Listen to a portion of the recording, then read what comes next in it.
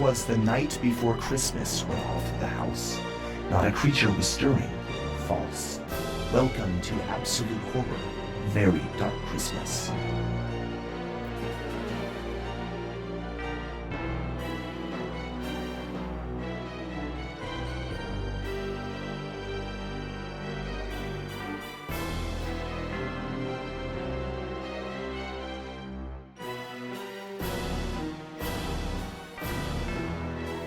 Good evening and Merry Christmas. I'm Chris Dead, your host from the other side. Tonight you'll be visited by 3 segments. Lucky the Lunatic provides us with a not-so-merry soundtrack, and our gruesome twosome at Casa de los Muertos brings us back to the present and into the future as well. To begin, we embark on our journey into the past. Leading the way, Jesse Sweet with the dark side of television. Thank you, Mr. Dead. Tonight we'll examine yet another TV show from the early 1990s. Is it worth digging up or best left to rest in peace? Let's find out on the dark side of television.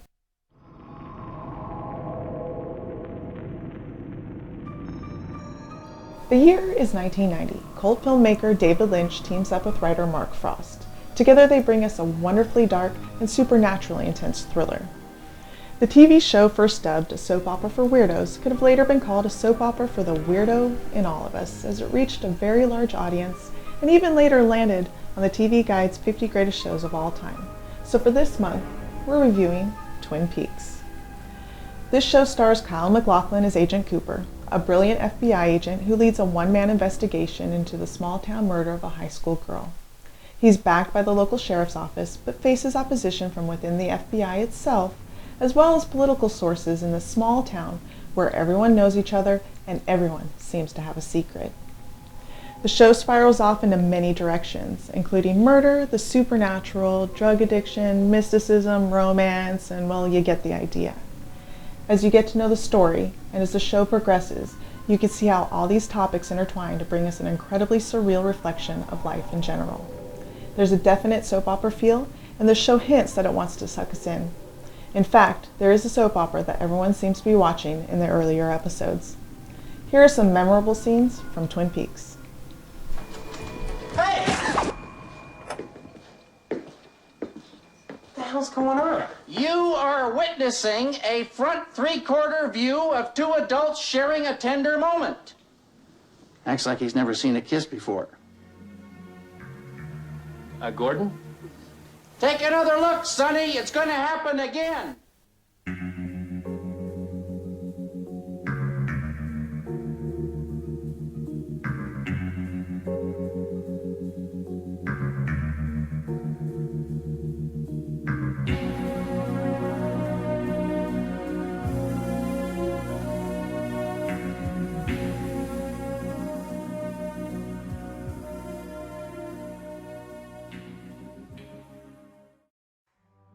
This show has a fantastic cast: Laura Flynn Boyle, James Marshall, and Ray Wise, just to name a few.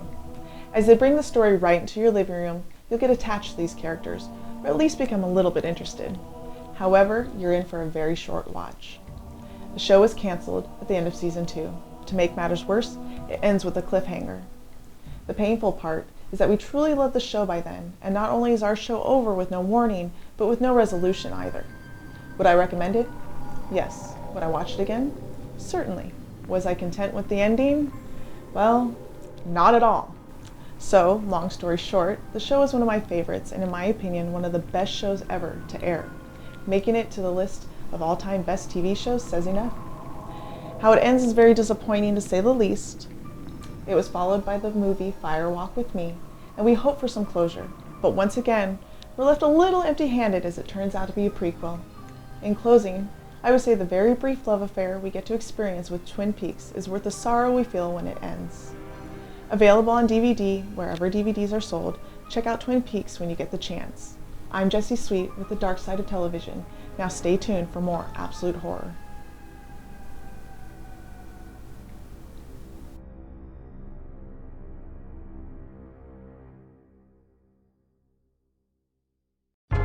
A wicked exhumation indeed, Miss Sweet.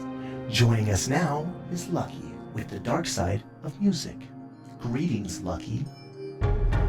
It's a rotten pleasure to see you again, Your Deadness. Having a party, are we? Hello again, friends and internet idiots. Welcome back to another amazing webisode of The Dark Side of Music.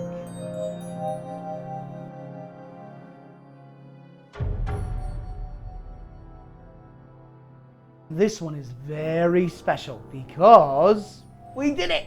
Yes! We went and pulled out the sodding, overdone, commercialist Christmas episode. And like everyone else, we're going to fill it to the tippy top with mushy-gushy tales of rags to riches urchins and Sandy freaking Claus and his presents. I mean, if the Osbournes can do it, then why shouldn't we, right? Wrong! Santa, a bloody do-gooder. The urchins? Gutter scum. We're going to have a dark Xmas, right kids? Yeah. And to get your dark Xmas started off right, you're going to need music, right? Right. So for this month's review, I've chosen something very dear to my cold, dead heart. It's a compilation album with some of the darkest, most wretched vermin ever to pick up a microphone included on it. The name of the album? The Nightmare Revisited. This album is comprised of songs from the critically acclaimed Tim Burton feature, The Nightmare Before Christmas. However, instead of the songs being sung by the actors from the movie, they've been rearranged and performed by some of the industry's gloomiest characters. Marilyn Manson, Korn, Flyleaf, Amy Lee, LOLO of Evanescence, The Polyphonic Spree, and RJD2 are just some of the intensely talented artists who lend their wicked skills to this album.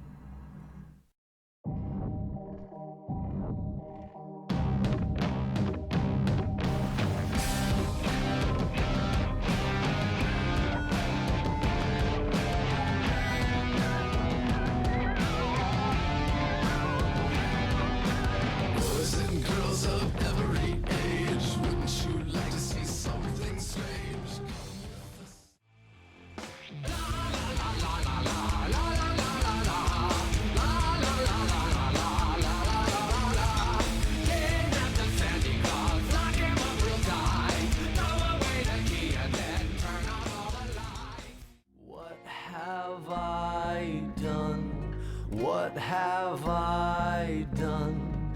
Find a deep cave to hide in. In a million years they'll find me.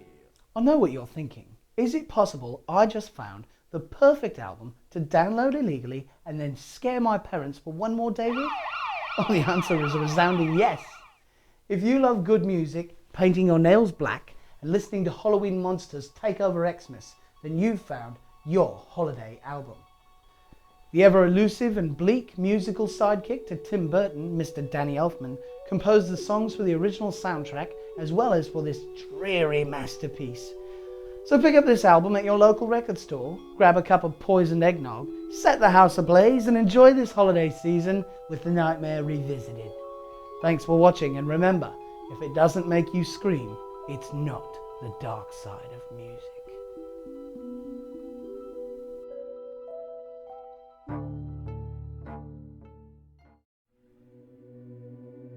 The perfect noise for the whole year round, but especially appealing tonight of all nights. Thank you, Lucky. Casa de los Muertos, with some current movies and a glimpse into the future when we return. Portions of tonight's show brought to you by Dead Rat on a Stick. Ew, is that a food? Is that a toy? What is it? The name says it all. Dead Rat on a Stick. Some assembly required.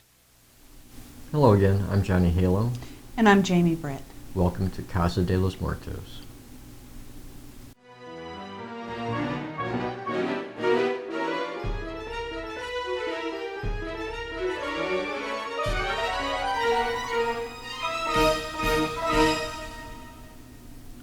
I have a list of Christmas offerings. And I'm serving up a January release a little early. The mother of all holiday-themed slasher films is no doubt Black Christmas. From 1974, this actually preceded Jamie Lee Curtis in Halloween.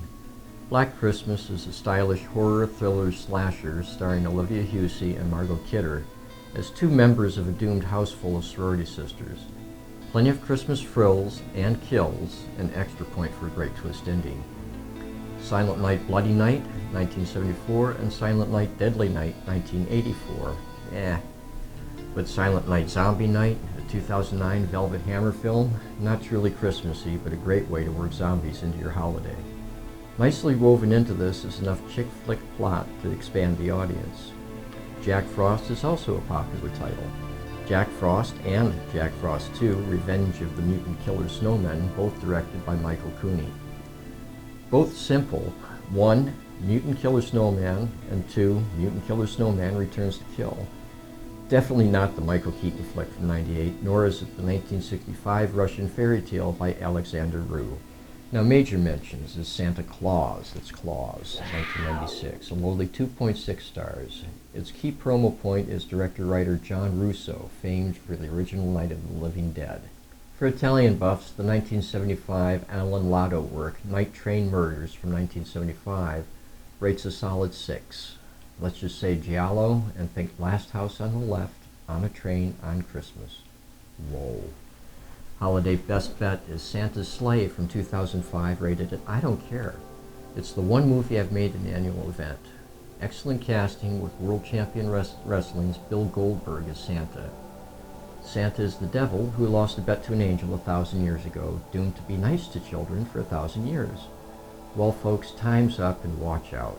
The devil has some evil amusements to catch up on. Top 3, Santa's Sleigh. Lighthearted entertainment, and if it weren't for the strip joint segment, I'd let the kids watch this one. Black Christmas, well, that's our version of It's a Wonderful Life. A true classic. Silent Night Zombie Night, well, there's no accounting for taste. I enjoyed it and I hope you will too. And Merry Christmas.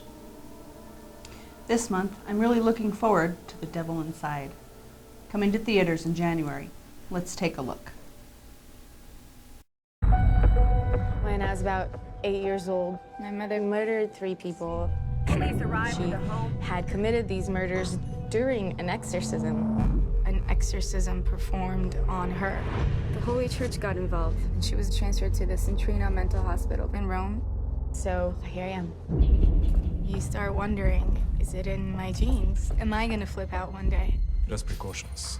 If she became so difficult, there is a panic button on the wall. Maria, I'm your daughter. Connect the cuts. Connect the cuts, connect the cuts.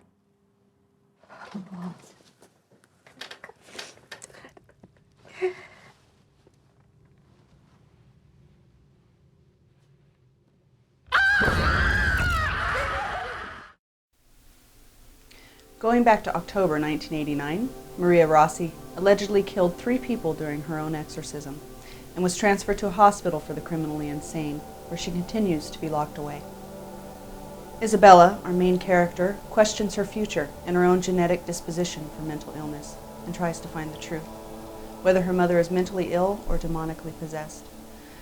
With the help of 2 young exorcists, they try to cure her mother, and Isabella becomes involved in a series of unauthorized exorcisms, as well as a battle for her mother's soul. I'm looking forward to this one, touching on the subject of science and religion. This truly interests, excites, and frightens me at the same time.